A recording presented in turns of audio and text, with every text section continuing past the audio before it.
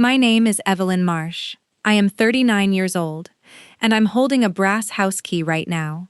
Cold, heavier than it should be for something so small. The teeth worn smooth on one side from 14 years of use, the bow stamped with a logo from a locksmith shop on Route 11 that closed down 8 years ago, because this key is the reason I found out that my brother-in-law had been stealing from my daughter's college fund for 3 years, and it is the reason he lost everything he believed made him untouchable. The key sits in my palm, and my thumb runs across the bow the way it has 10,000 times. But tonight, it feels different. Tonight, it feels like evidence. Because that is what it became the afternoon. I slid it into a lock I was never supposed to open, and found a file I was never supposed to see. I noticed it before I understood it. The teeth on this key, they had been recut. Not by the original locksmith. The angles were wrong. The depth spacing on the third and fourth cuts was off by approximately 15 thousandths of an inch, which is nothing if you are a person who opens doors for a living, and everything if you are a person who makes keys for a living. I held the key up to the light in my kitchen and turned it slowly between my fingers. The milling marks ran in the wrong direction. Someone had duplicated this key on a machine that used a different cutter geometry than the original. I did not move. I stood at the counter with the afternoon light falling across my hand, and I felt something inside my chest go perfectly, dangerously still. My breathing slowed, my vision sharpened at the edges. I was already running calculations I had not consciously asked for. Before I tell you what this key opened and what I did the night I decided to use it, where are you right now? Drop it in the comments. I want to know where this reaches. Because by the time I'm done, you'll understand why a single brass key can dismantle a man who thought his family's money made him a fortress. I need to tell you what I do for a living. I am a forensic locksmith and physical security consultant. I work for a private firm contracted by insurance companies, law enforcement agencies, and corporate legal teams to examine locks, keys, access control systems, and forced entry evidence. When a warehouse gets robbed and the insurance company suspects an inside job, I am the person they send to examine the deadbolt under a microscope and testify in court about whether the lock was picked, bumped, bypassed, or opened with an authorized key. When a law firm needs to prove that a specific person accessed a specific room on a specific date, I trace the key. I examine the pin tumbler wear patterns. I read the lock the way a cardiologist reads an EKG, every scratch, every compression mark, every deviation from factory specification tells me a story that the person holding the key never intended to share. That skill had exposed insurance fraud, caught dishonest employees, and helped secure convictions in 14 states over 11 years. It was about to tear open my own family like a sealed envelope held up to the light. I grew up in the Shenandoah Valley, in a house with vinyl siding and a gravel driveway that popped under tires every time someone pulled in after dark. My sister Catherine was 4 years older. She married Dale Puckett when she was 22, and I was 18, 2 weeks after our mother's funeral, in a courthouse ceremony I attended, wearing a black dress I had not yet had time to wash from the burial. Dale came from the Puckett family, Old Valley money, logging contracts, commercial real estate, a family name bolted onto the side of 3 different buildings on Main Street. Dale's father, Gerald Puckett, owned the properties, managed the leases, sat on the county planning board, and operated with the serene confidence of a man who had never been told no by anyone whose opinion he was required to respect. Catherine folded into their family like a letter into an envelope. She moved into the Puckett compound, a 7-bedroom stone house on 12 acres, with a detached 4-car garage and a heated workshop Gerald called his office.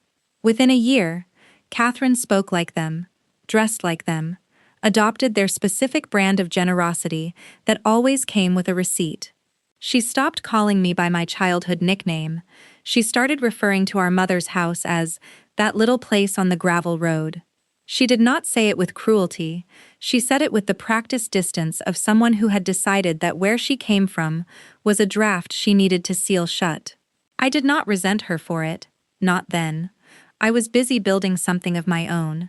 I put myself through a technical program, earned my certification, apprenticed under a retired FBI forensic examiner who taught me to see what most people walk past without a second glance. I bought a small 3-bedroom house 12 miles from the Puckett compound. I raised my daughter Marin alone after her father left when she was 2, and I built a life that was modest and stable, and mine. The trouble started the way trouble always starts in families with money, with a request disguised as a gift. When Marin was 6, Gerald Puckett offered to open a college savings account in her name. He said it was a family tradition. Every Puckett grandchild got one. Marin was not technically a Puckett, but Catherine had asked, and Gerald liked to perform generosity when there was an audience to appreciate it. I agreed. I signed the paperwork at Gerald's kitchen table, while Dale grilled steaks outside, and Catherine arranged flowers in a vase that cost more than my monthly car payment. Gerald set up the account at Valley Heritage Credit Union, listed himself as custodian, and handed me a brass key to a lockbox at the credit union branch, where the original documents would be stored. For safekeeping, he said, sliding the key across the table with 2 fingers like he was passing me a communion wafer. Family looks after family. I thanked him. I put the key on my keyring. I drove home. Every year after that, I deposited money into the account. $300 a month, sometimes $400 when I could manage it. 12 months a year, for 8 years. I tracked every deposit in a spreadsheet on my laptop. I watched the balance grow with the quiet satisfaction of a woman who understood that the distance between her daughter and a future worth having was measured in compounding interest and monthly discipline. Catherine and Dale had a son, Wesley, who was 2 years younger than Marin. Wesley was not a bad kid. He was a kid shaped entirely by the gravity of his grandfather's money. Every impulse validated, every failure reframed as a misunderstanding, every consequence intercepted before it could land. By the time Wesley was 14, he had been asked to leave 2 private schools, crashed a 4-wheeler into Gerald's workshop wall, and developed a habit of taking things that belonged to other people and calling it borrowing. Dale never corrected him. Gerald never acknowledged it. Catherine made excuses with the fluency of a woman who had been practicing denial since the day she married into the family. The snort's irony is almost too clean. I spent my professional life examining locks, the mechanisms people trust to keep their valuables secure. I could identify a compromised lock from across a room by the way the light caught a scratch on the keyway, but I never once examined the lock on my own daughter's future. I trusted the key Gerald gave me. I trusted the institution. I trusted the name on the account. I trusted family, which is just another word for a lock you never think to check because you installed it yourself. 3 years ago, Marin turned 14. I called Valley Heritage Credit Union to confirm the account balance before making my annual contribution adjustment. The representative put me on hold for 4 minutes. When she came back, her voice had changed, tighter, more careful. She asked me to verify my relationship to the account holder. I told her I was the depositor and the beneficiary's mother. She told me the account had been closed 11 months earlier. I asked her to repeat that. She repeated it. I asked her by whom. She said the custodian. Gerald Puckett. Authorized closure. Funds disbursed. I held the phone against my ear. My kitchen was quiet. The refrigerator hummed. Marin's backpack sat by the front door, half unzipped, a corner of her geometry textbook poking out. I looked at the key on my keyring, the brass key Gerald had slid across his kitchen table 8 years earlier, and I felt the same stillness I feel when I examine a lock that has been tampered with. Not anger, not grief, something colder, something with edges. My free hand closed around the key, and I squeezed until the teeth pressed white lines into my palm. I was already counting. I did not call Catherine. I did not call Gerald. I did not call Dale. I hung up the phone, opened my laptop, and pulled up the spreadsheet. 8 years of deposits, $41,600. My money. Marin's future. Gone. Then I looked at the key. I drove to Valley Heritage Credit Union the next morning. I brought the key. I asked to access the lockbox. The The branch manager, a woman named Diane Farrell whom I had known casually for years, walked me to the vault. I inserted the key. It did not turn. She tried a second time with a branch master key assisting. The lock engaged, but the resistance pattern was wrong. The pins were setting at different depths than the key's bidding should have produced. The lock had been rekeyed. I asked Diane when the lock had been rekeyed. She checked the access log. 9 months ago. Authorized by the custodian, Gerald Puckett. I asked to see the closure documents. Diane hesitated, then printed them. The account closure form was signed by Gerald. The disbursement authorization directed the full balance, $41,600, plus accrued interest, into a separate account. I asked, whose account? Diane turned the paper toward me and pointed at the routing number. It was not Gerald's account. It was not a Puckett family account. The routing number belonged to a brokerage firm in Richmond. The beneficiary name on the disbursement line read, Wesley Dale Puckett, Educational Trust. Gerald had drained my daughter's college fund and routed every dollar into an account for his grandson. Then he had rekeyed the lockbox so I could not access the original documents. Then he had handed the whole thing to Dale, who had presumably used it to cover Wesley's latest private school tuition after the second expulsion. I stood in the credit union vault holding the closure documents. Diane watched me. I did not speak. I did not move. Something inside me was running numbers I had not asked it to run. Dates, amounts, the timeline of when the rekey happened versus when the account was closed versus when the disbursement cleared. The gaps between those dates told me this was not impulsive. This was sequenced, planned, executed in stages across months, with the deliberate pacing of someone who understood that spacing out the steps made each one harder to detect. Then I found something else. The closure form required 2 signatures. Gerald's signature was on the first line. The second signature, listed as depositor/cosigner acknowledgement, was mine.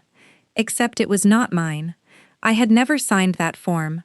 I had never seen that form. My signature had been forged. I did not react. I set the form down on the metal shelf inside the vault, and I looked at it the way I look at a lock cylinder under magnification. I examined the signature. The letter shapes were close. Someone had practiced. The capital E in Evelyn matched my natural hand. The M in Marsh was nearly perfect. But the crossbar on the lowercase t in my middle name, Therese, slanted 14 degrees left of my natural stroke. I cross my t's at a consistent 6-degree rightward angle. I have testified to this in court. Whoever forged my signature had studied my hand, but had not accounted for the micromotor habits that make a signature as unique as a fingerprint. The forgery was almost correct. Almost. I asked Diane for a photocopy of the original signature card on file from when the account was opened, the one I had actually signed 8 years earlier. She printed it. I held both documents side by side under the vault's fluorescent light. The discrepancy in the crossbar was visible to the naked eye once you knew to look. I asked Diane to make copies of everything. She did. That evening, I sat at my kitchen table with the copies spread out in front of me, and the brass key sitting on top of the stack like a paperweight. Marin was in her room doing homework. I could hear her music through the wall, something soft with an acoustic guitar. I opened my laptop and began building a case file, the same way I build them for my professional clients. Date stamped, cross-referenced, every document scanned and cataloged. The key had already told me the first story. Gerald recut it, or had someone recut it, so that it would no longer open the rekeyed lockbox. He gave me back a key that looked identical, but no longer worked. That was layer 1, the obvious insult. He stole the money and changed the lock. Layer 2 came from the disbursement records. The brokerage account in Richmond had been opened 14 months before the college fund was closed. Gerald had created the destination before he began moving the money. This was not a reaction to Wesley's tuition crisis. This was infrastructure. He built the pipeline first, then turned on the flow. Layer 3 required phone calls. I contacted Valley Heritage's compliance department and requested the full access log for the lockbox going back 5 years. The log showed that Gerald had accessed the lockbox 11 times in 3 years. 11 times. The first 6 visits predated the account closure by over 2 years. He had been reviewing the documents, my deposit records, the account statements, the signature cards, for years before he made his move. He had been studying the lock before he picked it. Layer 4 broke everything open. I called the brokerage firm in Richmond and identified myself as a forensic consultant investigating a potential fraud. I asked for the account activity summary. The representative confirmed that the Educational Trust for Wesley Puckett had received a total of $67,000 over 2 years. $41,600 from Marin's college fund. The remaining $25,400 came from 3 other sources, all structured as custodial accounts, all managed by Gerald Puckett, all belonging to children in the extended family who were not named Wesley. Gerald had not just stolen from my daughter, he had been running this scheme across the family for years, draining custodial accounts from nieces, nephews, and grandchildren, and funneling everything into a single trust for his favorite grandson. Marin was not the first victim. She was the latest. The key in my hand was not just my key. It was a pattern. Gerald had been rekeying locks, literal and financial, across the family for over a decade, sealing people out of their own futures one tumbler pin at a time. I took 2 weeks to finish building the file. I pulled the original account opening documents, the forged closure form, the signature comparison analysis, the lockbox access logs, the brokerage account summaries, the routing number verification from the credit union's compliance officer, and a sworn affidavit from Diane Farrell confirming that I had never authorized the account closure or the rekey. I bound everything in a manila folder and placed the brass key on top. The Puckett family held their annual autumn gathering at Gerald's compound every October, a catered affair on the stone patio behind the main house, with a rented tent, a bartender, and 47 family members seated at tables Gerald had arranged in concentric circles with himself at the center. He called it the Family Summit. He gave a speech every year from behind a wooden podium he had commissioned from a local carpenter, solid walnut, engraved with the Puckett family crest, which Gerald had invented himself, and registered with a vanity heraldry service online for $250. The podium sat on a raised stone platform he had added to the patio, specifically so he could look down at the family while he spoke. This was his monument, his stage, the room he believed he owned. I arrived at 4:15 in the afternoon. I wore a gray blazer and flat boots. I carried the manila folder under my arm. Marin was at a friend's house. I had made sure of that. Gerald was mid-speech when I walked through the gate. He was talking about legacy. He used the word legacy 4 times in 2 minutes. He said the Puckett name meant something. He said family was the only investment that never depreciated. He looked out over the tables with the expression of a man who believed he was generous simply because he had not yet been caught. I waited until he paused to sip his wine. Then I walked up the center aisle between the tables, set the manila folder on the podium in front of him, and placed the brass key on top of it. Gerald looked at the key, then at me. His smile did not falter immediately. It thinned first, a slow contraction at the corners, like a door being pulled shut from the inside. "Evelyn, you're late. Grab a plate." I did not grab a plate. I opened the folder. I placed the first document on the podium, the forged closure form. And I said, "This is the account closure form for Marin's college fund." The second signature is forged. The crossbar on the lowercase t slants 14 degrees left. Mine slants 6 degrees right. I have testified to signature analysis in federal court. Gerald's smile vanished. His hand came down flat on the podium. "That's a family matter, Evelyn. Not appropriate for tonight." I placed the second document, the lockbox access log. "You accessed the lockbox 11 times in 3 years. 6 of those visits were before you closed the account. You were studying the signature cards." Dale stood up from the nearest table. His chair scraped against the stone. "Evelyn, this isn't the place. You're embarrassing yourself." I placed the third document, the brokerage account summary, I did not look at Dale. I did not respond to Dale. I placed the paper flat on the podium and waited. Gerald leaned forward. His voice dropped. "You're making a scene over a bookkeeping error. I moved the money temporarily. It was always going to be returned." Catherine stood from her seat, 2 tables back. Her arms were crossed. Her jaw was tight. "Evelyn, stop. You always do this. You always find something to be upset about. Dad was helping. He was helping all of us." I felt the weight of that word. Dad. She had been calling Gerald Dad for 15 years. She had traded our father's memory for a seat at a walnut podium. Gerald straightened behind the podium. He smoothed his tie. He looked out at the family and recalibrated, performing the reasonable patriarch wrongly accused.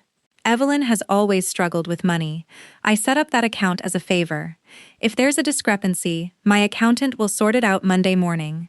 This is not the evening for bookkeeping complaints." Dale stepped closer. "She's always been like this. Paranoid, obsessive. She examines locks for a living. She sees crimes everywhere." Gerald nodded. "I think we should all take a breath and remember what tonight is about. Family. That was 3. Denial. Reframing. Credibility attack." I waited. From the back table, a woman stood. Ruth Keeling, Gerald's former sister-in-law. She had been married to Gerald's brother, who had died 6 years earlier. She was 61 years old, a retired bank auditor, and she held a slim folder of her own. She had driven 2 hours to be there. Gerald had not invited her. Catherine had, months ago. As a courtesy, no one expected her to accept. Ruth walked to the podium. She did not look at Gerald. She looked at me. Then she opened her folder and placed a single page beside mine, a custodial account closure form from 7 years earlier, bearing her deceased husband's name as depositor, Gerald's name as custodian, and a disbursement directed to the same Richmond brokerage account, the same routing number, the same beneficiary, Wesley Dale Puckett. "He did it to my children first," Ruth said. Her voice was even. $22,000. I found it after Martin died. I never had the proof to show it was deliberate." She looked at my lockbox access logs and the forged signature analysis. "Now I do." The patio was silent, 47 people holding forks and wine glasses and napkins, not breathing. Gerald's face lost its architecture. The composed angles collapsed inward.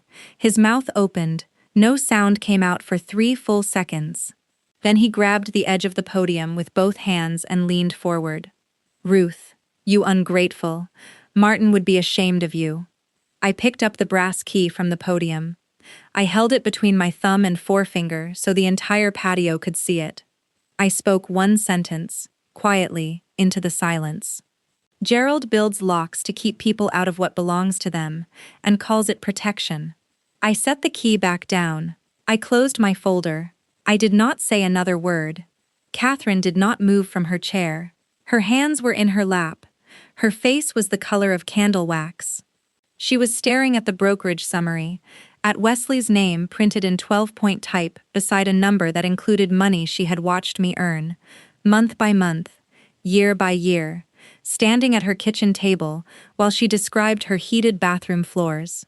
She said nothing. She did not defend Gerald. She did not defend me. She sat perfectly still in the collapsing architecture of the story she had told herself for 15 years, and she said nothing at all. I drove home. The road was dark, and the trees pressed close on both sides. I held the steering wheel with both hands, and my breathing was steady, and my eyes were dry. The following Monday, I filed a formal fraud complaint with the county prosecutor's office.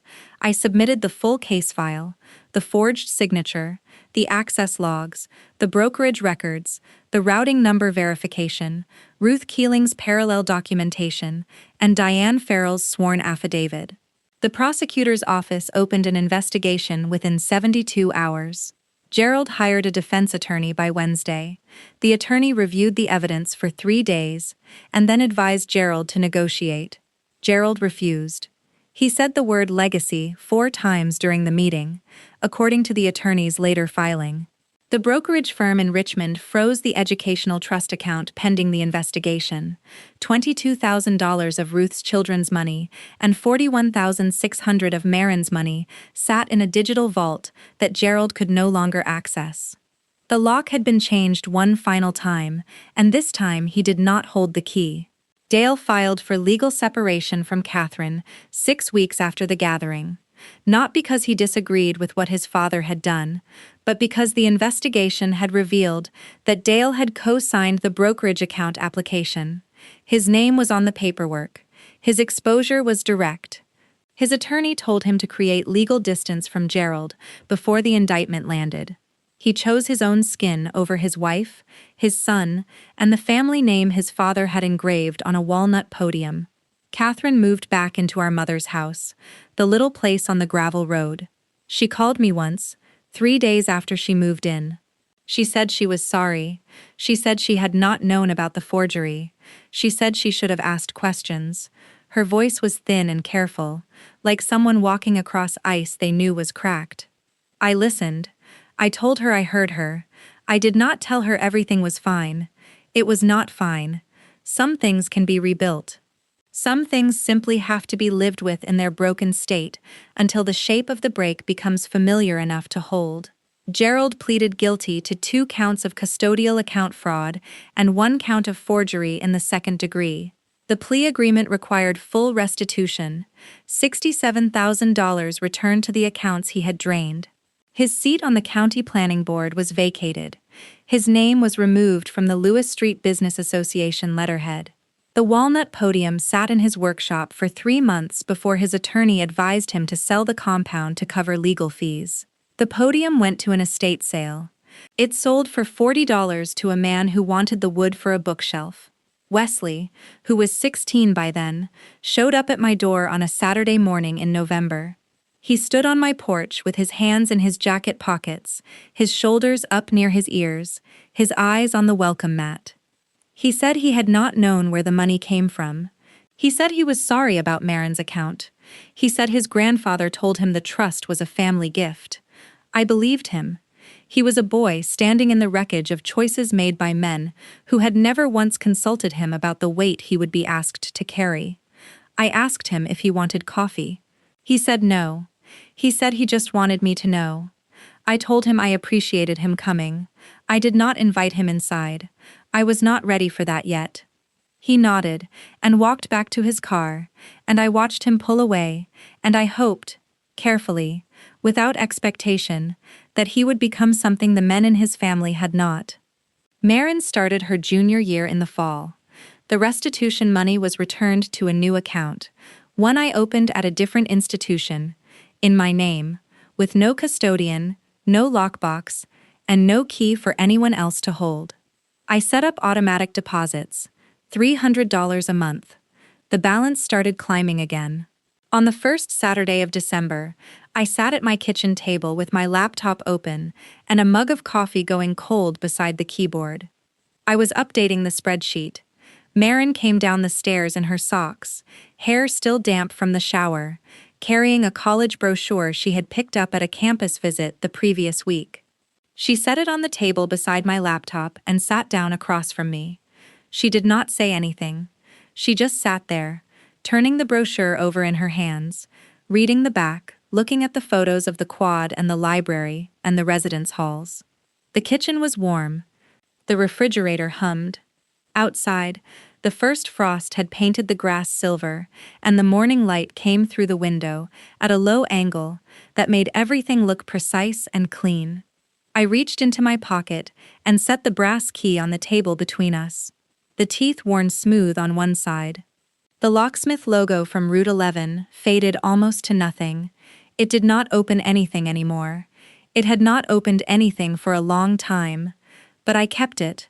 I kept it because it was the first thing that told me the truth, when every person around me had decided the truth was too expensive to share. Marin looked at the key. She looked at me. She went back to reading her brochure. I picked up the key and dropped it into the kitchen drawer with the rubber bands and the expire coupons and the twist ties from bread bags. It landed with a small brass click against the wood. I closed the drawer. I think most people believe that trust is an emotion, something you feel toward the people you love, something that lives in your chest and expands when someone is good to you. But trust is not an emotion. Trust is a mechanism. It is a system of interlocking parts that must be maintained, inspected, and occasionally rekeyed. When the mechanism fails, the failure is rarely dramatic. It is quiet, a pin that no longer sets to the correct depth, a spring that has lost its tension, a key that turns when it should not, or refuses to turn when it should. The people closest to you are the ones most capable of rekeying your life without your knowledge, because they are the ones you gave a key. I do not hate Gerald. I do not hate Catherine. I do not hate Dale. I examine what they built, the system of silence that allowed one man to move through a family draining futures and relabeling theft as generosity, and I recognize it the way I recognize a lock that has been compromised. The mechanism was never designed to protect anyone except the person who controlled the master key. Everyone else was simply told the door was locked for their safety, and they believed it, because questioning the lock meant questioning the person who installed it. Is there something sitting in a drawer somewhere? A document, a key, an account number, a letter you were told not to worry about, that you have been calling ordinary, because examining it closely would require you to ask questions you are not sure you want answered. This story is a fictional narrative created for entertainment, education, and dramatic reflection. We hope it reminded you that your dignity is not negotiable, and that setting a boundary, even a painful one, can be an act of love for yourself and everyone the pattern would have reached next.